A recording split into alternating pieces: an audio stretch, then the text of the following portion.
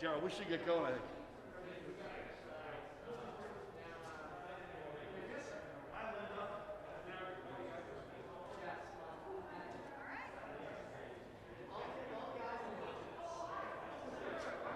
You all set?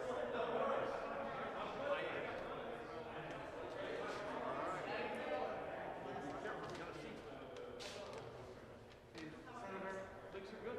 Rob, can you take Senator?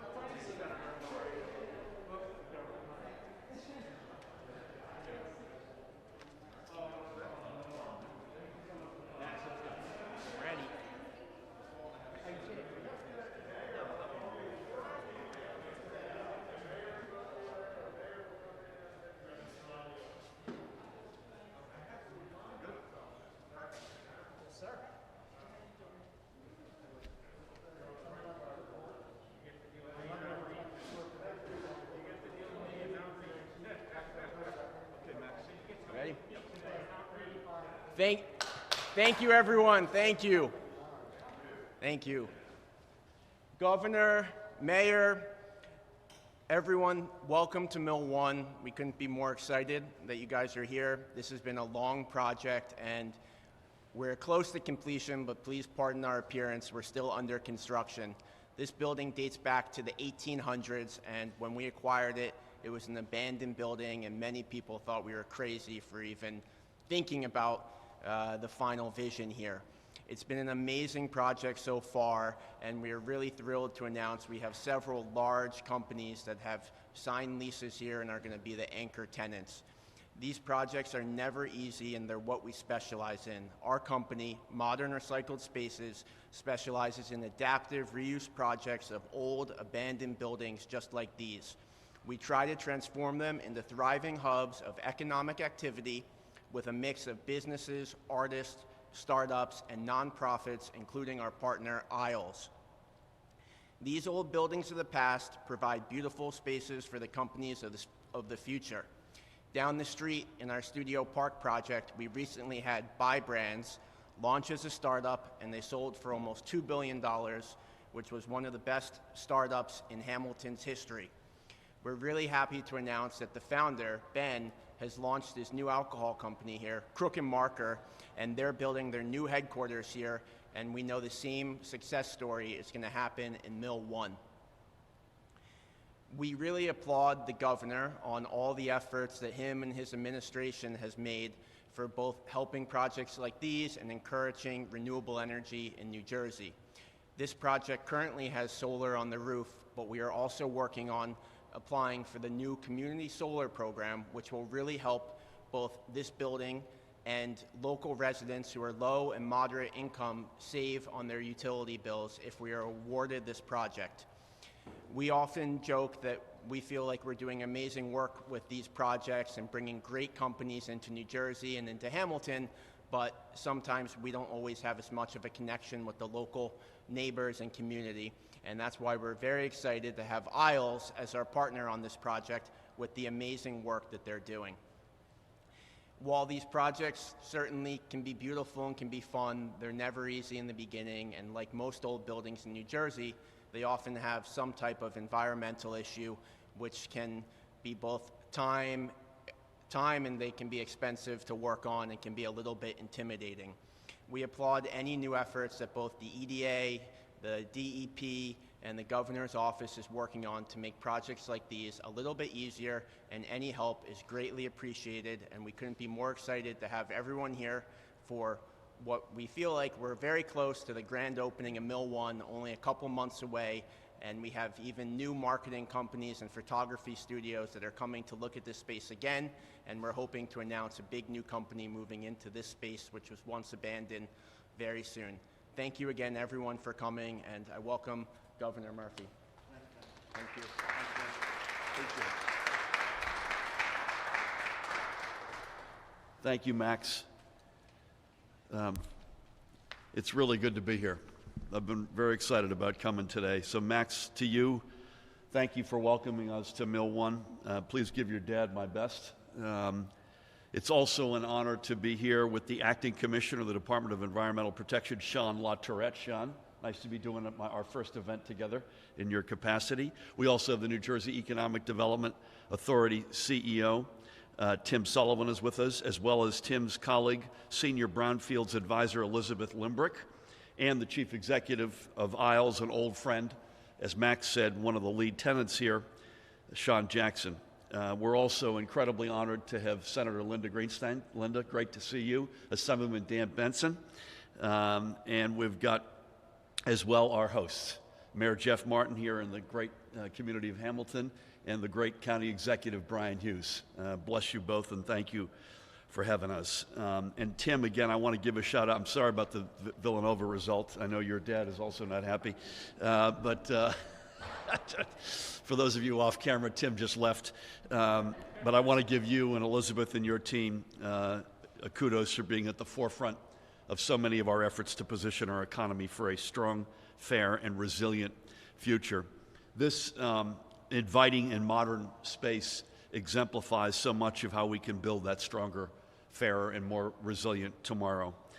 Today, what was, as Max alluded to, a barren factory and grounds is now emerging as a community hub and an economic engine, a home for artists, an incubator for new businesses, and offices for nonprofit partners, most notably Isles, among so much more. We'll hear from Sean in a minute.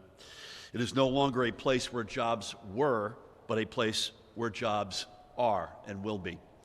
This is a vision for economic growth that we have espoused for several years now, and why I was insistent that the new generation of state tax incentives that we enacted earlier this year include a specific program for Brownfields reclamation, redevelopment, and revitalization. We don't need to knock down New Jersey's history to invite today's economy in. The ratables chase doesn't need to end in sprawl when all we need to do is look at old spaces with new eyes. With every brownfield we reclaim and with every part of our economic past that is repurposed for our economic future, we prove these points. So the new tax credit, which is capped at $50 million annually, and Tim, I believe at no more than $4 million per award, will help us reclaim more sites like this and create more jobs, including many good union jobs. Tim and I were walking in together. This particular project got done without that incentive, but the fact of the matter is we can do a lot more of these, and we will do a lot more of these. And to help maximize this benefit, on top of that, the application window is now open for the New Jersey Economic Development Authority's Brownfields Impact Fund, which will offer low-interest loans to support revitalization projects like what we see here. So not just the incentive, but the ability to get low-cost debt on top of that. Alongside other programs and initiatives led by both the EDA and the Department of Environmental Protection, which Sean could speak to, we now have a robust statewide remediation and development program that will be able to do much more good in many more communities. This building was a part of New Jersey's industrial past, a sprawling textile mill built more than a century ago. The factory workers who constructed luggage and golf bags and furniture and other stuff are long gone. And for years, this building served as little more than a backdrop for the Amtrak and NJ Transit trains that passed by. For this community, it was a reminder of economic times past, and as it sat forgotten, many residents wondered if they had been as well. Now, instead of being a dead weight on the shoulders of Hamilton's property taxpayers, this site is contributing to Hamilton's fiscal health. It is an impressive new ratable that has come online without the need for new development or by contributing to the sprawl that we don't need. Countless communities across our state, mostly in our urban cores, but also in many town centers, have proud historic buildings just like this. And what we see here is a model for the proactive reuse and redevelopment of our industrial past to fashion a vibrant future. And Jeff, you deserve a lot of credit here, because this is a community that is, in many respects, as Hamilton goes, Brian, as Mercer County goes, so goes New Jersey. And Dan and Linda know that very well. Mill 1, like many of the other projects Max and his dad Dan and the team at Modern Recycled Spaces have taken on, show us a glimpse of what our future can be. And amazingly, it looks a whole lot like our storied past, only better. So it is with that my pleasure to introduce an old friend. Sean Jackson is the CEO of Isles, which is an iconic New Jersey institution. And Sean, with Marty, your predecessor, and colleagues in my administration, in our time in office, we spent a lot of time with Isles on lead paint and lead remediation. Where's Sean? He's behind me. And that's yet another chapter of the storied history of Isles. Please help me welcome Sean Jackson.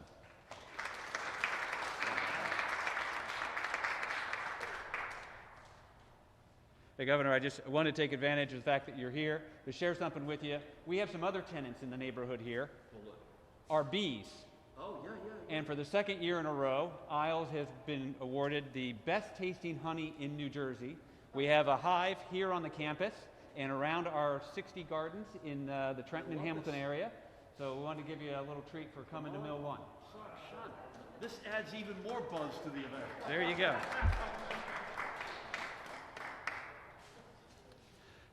Good morning, and thank you, Governor, and to our many special guests, Senator Greenstein, and Assemblyman Benson, and County Exec Brian Hughes, and Mayor Martin.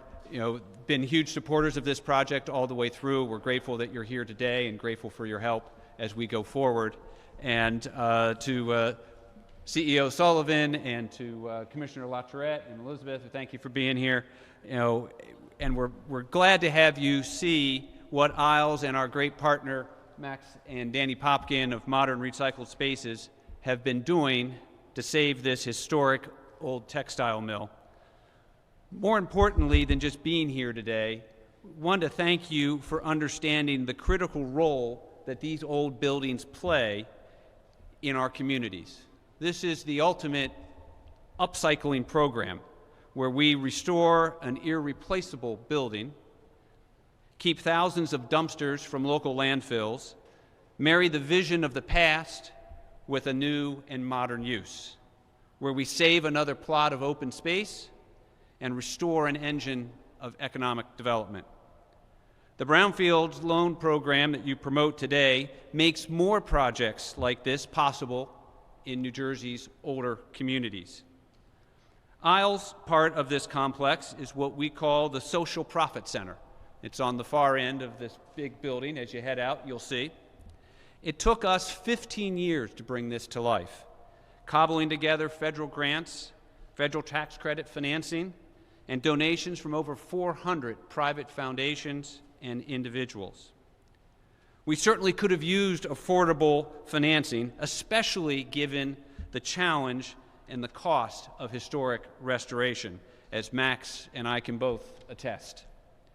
And I can assure you, I've already talked to CEO Sullivan about the Historic Property Reinvestment Program that's a part of the Governor and the Legislature's new package, and how we will be able to use that tool to finish the job.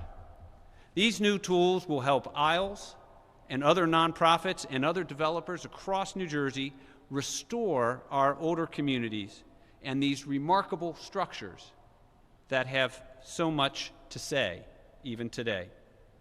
Like right here. In 1913, before child labor laws were enacted, there were 500 teenage girls working 6 days a week, shoulder to shoulder, sewing shirts 10 to 12 hours a day in this complex. When the owner started ratcheting down the girls' wages, they walked off the job. Right outside this window, a 14-year-old girl named Karen Solitis was picketing, holding up a sign. Seeing her angered the plant manager. He raced out, knocked her over, grabbed her sign, and ripped it up. She screamed, and hundreds of girls on the other side of the building, meeting and talking about what to do, came running after him. They chased that supervisor up to East State Street, where he clambered into a sitting trolley car and locked all the doors. The police had to rescue him as those girls beat on the windows and the doors. The next day, the New York Times front page carried a story about this uprising, asking, what do we do about the kids working in our factories?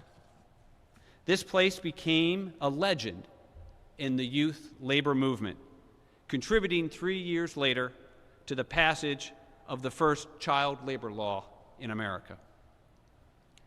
Now, a new story is unfolding here.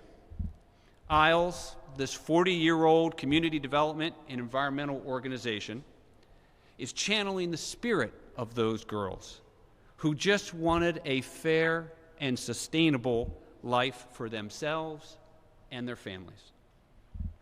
Imagine how pleased they would be knowing today, a century later, their factory now houses this social profit center where nonprofits will create opportunity and hope for families throughout the region. Our motto here at the Social Profit Center is do good better. Governor, members of the legislature, with these new initiatives, you're doing just that. We thank you.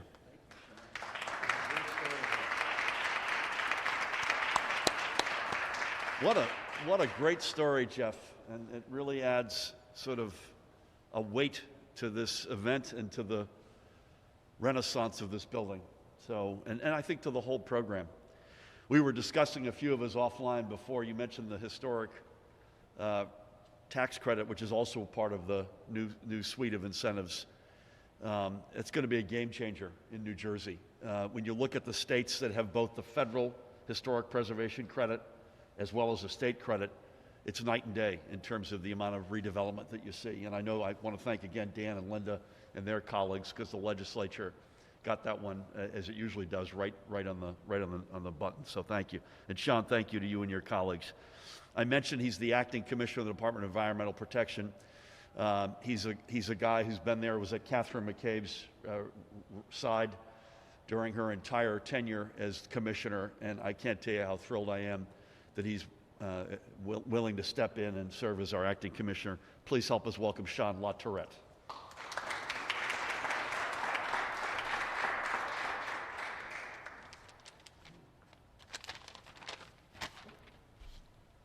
Thank you for that introduction, Governor, and good morning, everyone. On behalf of my colleagues at the Department of Environmental Protection, and especially the dedicated pros of DEP's Office of Brownfield and Community Revitalization, some of whom are here with us today, Frank McLaughlin, Julie Wong, thank you for being here. Thank you all for inviting DEP to join you in celebrating the reimagining of Mill 1, a project that reflects both, as we heard, a proud history and a vibrant future.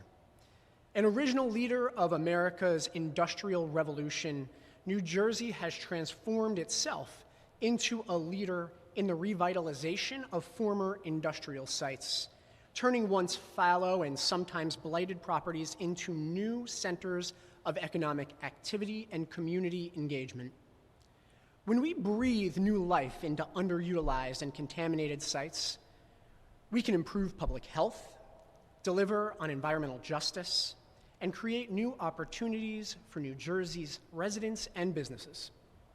Throughout the Trenton area, DEP has worked with governmental and community organizations, including ISLES, to address environmental concerns, including through our Community Collaborative Initiative, a partnership between DEP and the Economic Development Authority. Thank you again, Tim. And together, we're pursuing projects that will have a profound impact on the greater community. One of those involves a site nearby, 7.5-acre Magic Marker site, which was transformed into a 42-unit housing development for which DEP provided $3 million in environmental grants. Another effort is underway nearby through the Assunpink Greenway Brownfields redevelopment area, where DEP has invested over $4 million with the goal of creating open space that includes soccer fields and a waterfront walk, because environmental justice is not just about reducing the disproportionate pollution that our minority and low-income communities have faced the worst of. Environmental justice is also about creating greater environmental benefit for the communities that have been foreclosed from enjoying it. And just a few blocks away, environmental investigation is being conducted on the Naparra rubber site. Plans for cleanup and redevelopment there underway.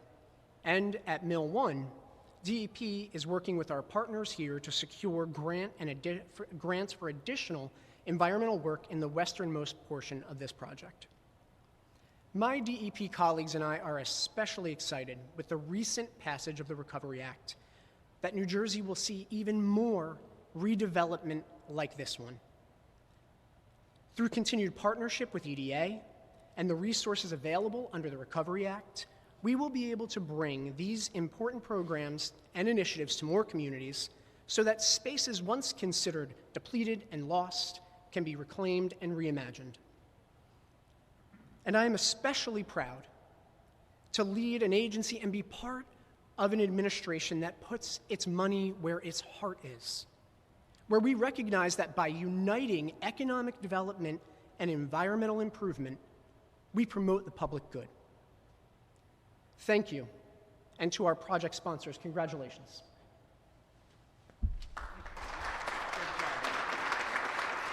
Thank you, Sean. And thank you for your leadership. God knows we need it. We are the densest state in America, so we have the combination of density and legacy in buildings like this, and that combination makes what the EDA is doing so incredibly important, and it makes the DEP an existentially important organization. I mentioned the EDA is well represented today. Please help me welcome the Senior Brownfields Advisor, Elizabeth Limbrick. Elizabeth, thank you. Thank you very much.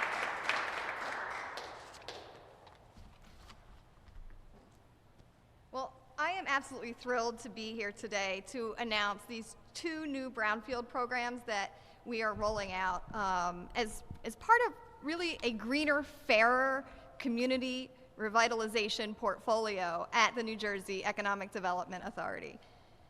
These programs are part of a larger effort under the leadership of our CEO, Tim Sullivan, and Governor Murphy to create an equitable environment and economic well-being for everyone. Governor Murphy just commented that we are the densest state in the nation, and if we want New Jersey to continue to grow and prosper, we need to have places that we can develop in a sustainable way. Places that can provide jobs and amenities that will benefit the community. And brownfields really are the answer to that. As you can see by this great example here at Mill 1, by redeveloping brownfields, we can transform blighted properties into community assets, places where businesses can grow and create jobs for New Jersey residents, both now and in the future. Historically, funding cleanups has been a major barrier for brownfield redevelopment. So at EDA, we developed this portfolio of programs that are going to address that gap and provide investment resources to redevelop brownfields. So first, we have the new competitive $15 million brownfield loan program, which provides that low interest financing of $100,000 to $5 million per site for all aspects of brownfield revitalization, all the way from assessment to investigation through to cleanup. And it even includes demolition, which I think is one of the very special parts of this program that we're going to see is really going to have a big difference for properties in New Jersey, these brownfields, getting them revitalized. We also put in really favorable terms for this with the idea of brownfield projects in mind and the fact that there's remediation that happens at the beginning. So the first 2 years, there's no payments at all. The next 2 years are interest only. We have more information on our website, and as you heard earlier, applications are now open through April 13th. So we encourage folks to take a look and apply to that program. And next, with great thanks to Governor Murphy and the legislature, we now have another program that is under development, which is the Brownfield Redevelopment Incentive. Under this new legislation, we will be providing up to $50 million, $50 million per year in tax credits for brownfield redevelopment projects. And under that program, as you heard earlier, each project can qualify for up to $4 million in tax credits. Those tax credits are transferable. So again, this is going to make that a very desirable program. By providing these brownfield investment resources, we're getting money into distressed communities, we're remediating problems that were created in the past, and building a better foundation for the future. Our brownfield programs are going to drive inclusive and equitable development that generates economic prosperity and really supports healthy communities. We look forward to continuing our work to create and foster healthy and resilient communities in New Jersey. Thank you.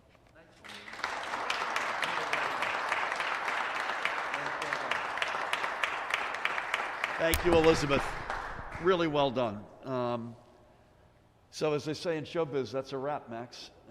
Please give your dad my best. I want to thank Max. I want to thank Sean.